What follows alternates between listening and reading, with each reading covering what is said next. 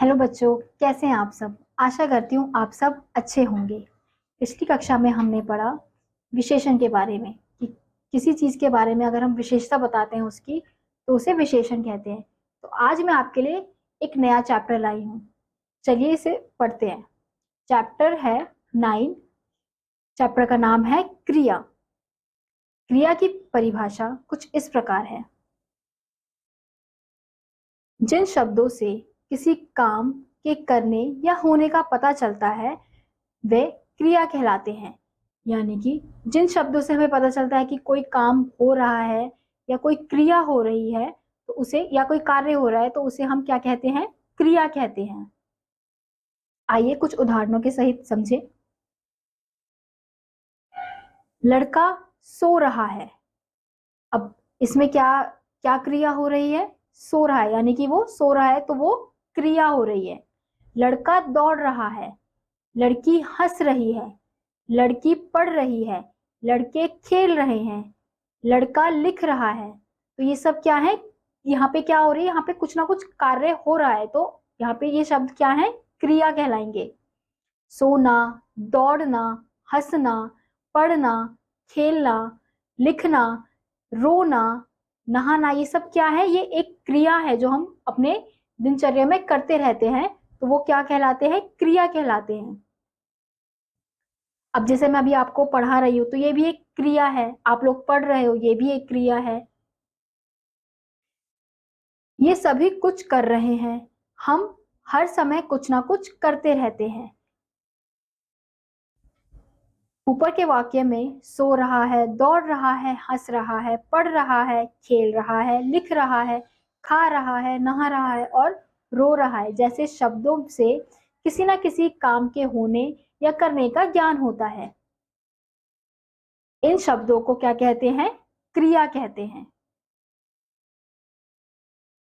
वाक्य में संज्ञा और क्रिया सबसे महत्वपूर्ण होते हैं क्योंकि उनके बिना वाक्य अधूरा होता है। यानी कि अगर कोई वाक्य है तो अगर उसमें क्रिया या संज्ञा ना हो तो वो वाक्य अधूरा रह जाता है। वो वाक्य फिर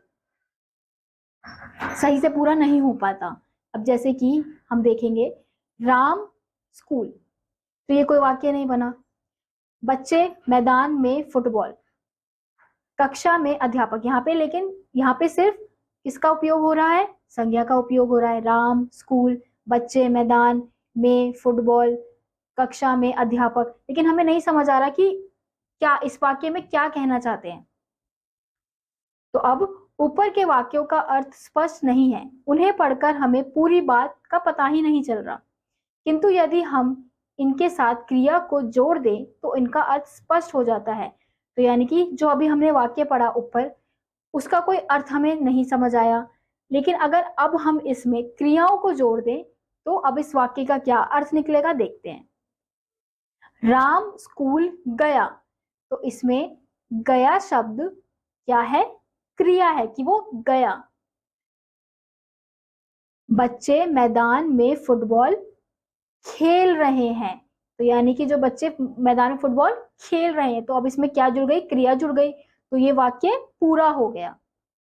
कक्षा में अध्यापिका पढ़ा रही है, तो यानी कि पढ़ाना, पढ़ा रही है, ये क्या है? क्रिया है। तो अगर संज्ञा के साथ क्रिया को जोड़ दिया तो ये वाक्य पूरा हो गया। तो बिना संज्ञा, बिना क्रिया के संज्ञा को अगर हम वाक्य में लिखें तो उसका कोई अर्थ नहीं निकलता, इसलिए संज्ञा और क्रिया मिलकर एक पूरा वाक्य बनाते हैं।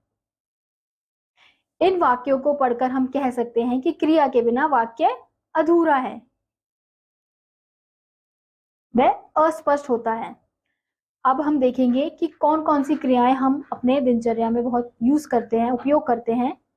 चलना, नहाना, पीना, खरीदना, बेचना, सुनना, बजाना, कहना, लिखना, सोना, खाना, गिरना, भूलना, हंसना, गाना, सुनाना, ये सब क्या है? क्रिया है। अगर हम चल रहे हैं वो भी एक क्रिया है, लिख रहे हैं वो भी एक क्रिया है, नहा रहे हैं वो भी क्रिया है, सो रहे हैं वो भी क्रिया। हम अपनी जिंदगी में, अपनी लाइफ में कुछ ना कुछ करते रहते हैं, तो वो क्या है? क्रिया है।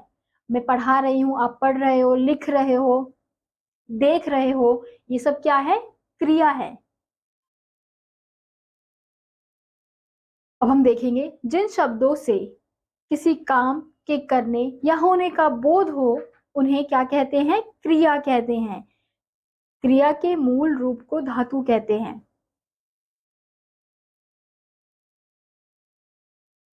और अगर किसी वाक्य में सिर्फ संज्ञा का प्रयोग किया जाए तो वह वाक्य स्पष्ट नहीं होता, अधूरा रहता है। तो इसलिए वाक्यों के साथ क्रिया का जुड़ना जरूरी होता है, महत्वपूर्ण होता है, तभी वह एक अच्छा शुद्ध वाक्य बनता है। तो इसी के साथ आज का ये पाठ यहीं खत्म होता है। आशा करती हूँ आपको समझ आया होगा। तो मैं आपसे मिलूंगी नेक्स्ट वीडियो में। तब तक के लिए नमस्कार।